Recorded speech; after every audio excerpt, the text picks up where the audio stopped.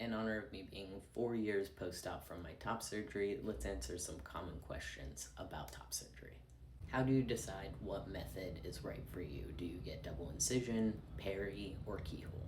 For me, I was borderline being able to get keyhole or double incision. I had a pretty small chest, but I still had a lot of roundness down here on the bottom. And if I got keyhole, I was gonna have to get another revision for resizing my areola and fixing that roundness on the bottom.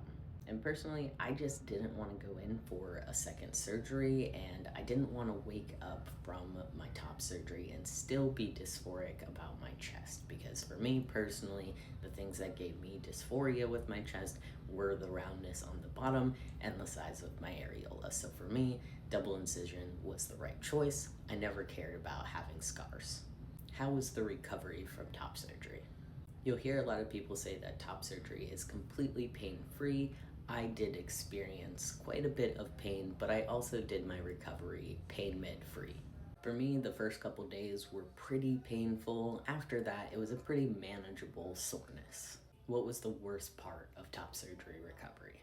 A lot of people will say that you can't feel the drains. I could feel them and it was incredibly uncomfortable, but I think the worst part was the first time I had to change my nipple dressings. That is the only time in my life that I have almost passed out.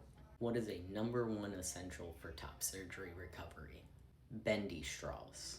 It's not something you would expect, but those first couple days, picking up a cup and lifting it all the way to your mouth causes you to lift your arm, and you can't really do that. So go get yourself a big box of bendy straws.